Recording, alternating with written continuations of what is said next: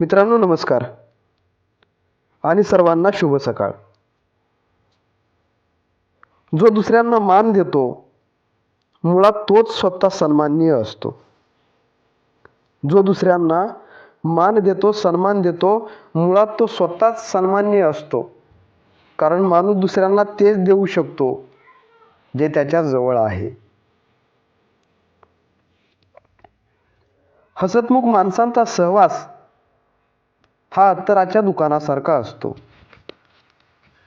हसतमुख माणसांचा सहवास हा अत्तराच्या दुकानासारखा असतो.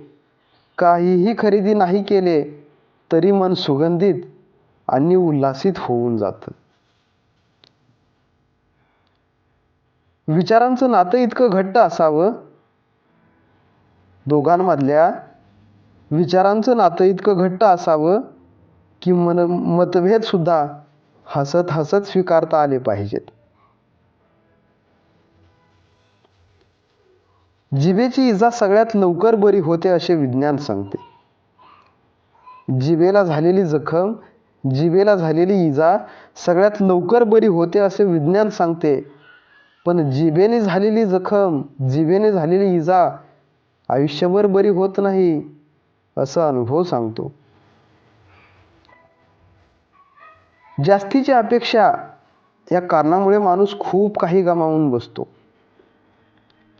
जास्तीची अपेक्षा या कारणामुळे माणूस खूप काही गमावून बसतो. तो हे देखील विसरतो की अर्धा चंद्र सुद्धा खूप सुंदर दिसत असतो. संगत अशांची ठेवावी जे आपल्याला सोबत घेऊन चालण्यात योग्य समजतील, पाठीमागे ढकलण्यात नाही. मनात तेच लोक बसतात ज्यांचे मन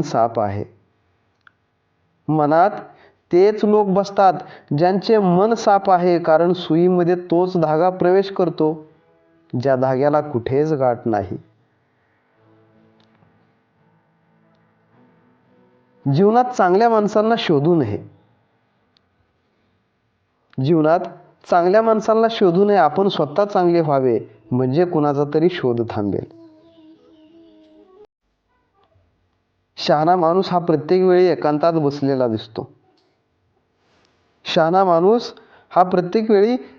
बसलेला दिसतो आणि कमजोर व्यक्ती नेहमी घोळक्यात असते.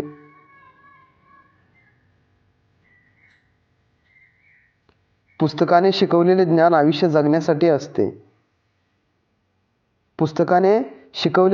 आयुष्य जगण्यासाठी आणि निसर्गाने शिकवलेले ज्ञान आयुष्यातील योग्य वेळ आल्यावर स्वतःला बदलण्यासाठी असते. गोड बोलण्याचे सोंग करणारा माणूस कधीच कोणाचा हितचिंतक नसतो. कुत्र्याचे सारे गुण माणसांनी घेतले पण इमानदारी नाही घेतली. मला कोणाचीच गरज नाही हा अहंकार आणि सर्वांना माझी गरज आहे हा भ्रम, या दोन्ही गोष्टी जर टाळल्या तर माणूस आणि माणुसकी लोकप्रिय व्हायला वेळ लागत नाही.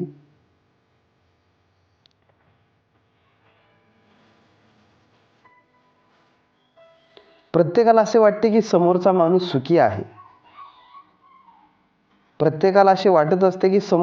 सुखी आहे. पण तो हे विसरतो की त्याच्यासाठी आपण पण समोरचाच आहोत.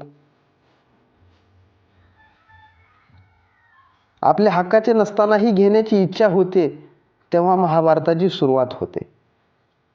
आपले हक्काचे नसतानाही जेव्हा घेण्याची इच्छा होते तेव्हा महाभारत सुरुवात होते आणि आपल्या हक्काचे असतानाही सोडण्याची इच्छा होते तेथून रामायणाची सुरुवात होते.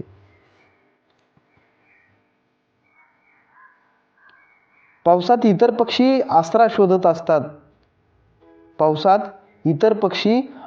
शोधत असतात पण गरुड पक्षी मात्र पाऊस टाळण्यासाठी ढगांच्या वरती जाऊन उडत असतो.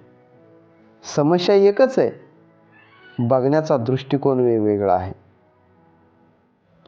संपूर्ण जग सुंदर आहे मित्रांनो, संपूर्ण जग सुंदर आहे, फक्त तसं पाहायला हवं. प्रत्येक नातं जवळचं आहे, ते फक्त उंजायला हवं. संपूर्ण जग सुंदर आहे, फक्त तसं पाहायला हवं. प्रत्येक नातं जवळचं आहे, फक्त ते उंजायला हवं.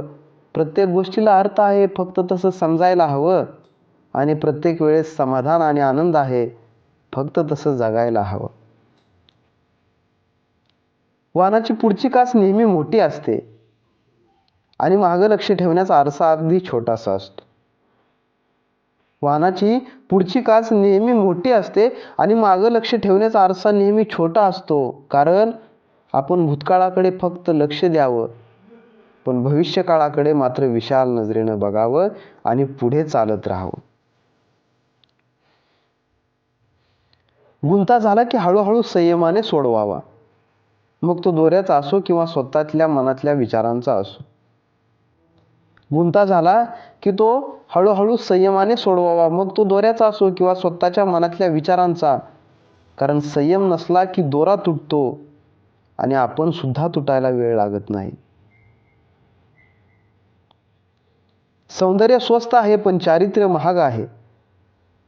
सौंदर्य स्वस्त आहे, चारित्र्य महाग आहे. घड्याळ स्वस्त आहे, वेळ मात्र महाग आहे. शरीर स्वस्त आहे, जीवन महाग आहे. मैत्री संबंध स्वस्त आहेत, पण प्रामाणिकपणा महाग आहे. आणि हाच मानवी ओळखीचा आजकालचा ताजा भाव आहे. पायातून काटा निघाला की चालायला मजा येते. पायातून काटा निघाला की चालायला मजा येते. तसा मनातून अहंकार निघाला की मग आयुष्य जगायला मजा येते. आयुष्यात एवढे व्यस्त राहूयात, आपण आपल्या आयुष्यात एवढे व्यस्त राहूयात की पश्चाताप, दुःख, भीती आणि कोणाचा द्वेष करायला वेळच मिळायला नको. आयुष्यात एवढे व्यस्त राहूयात की पश्चाताप, दुःख, भीती आणि कोणाचा द्वेष करायला वेळच मिळायला नको. कारण दुःखी व्यक्ती तेच असते जी रिकामटी असते.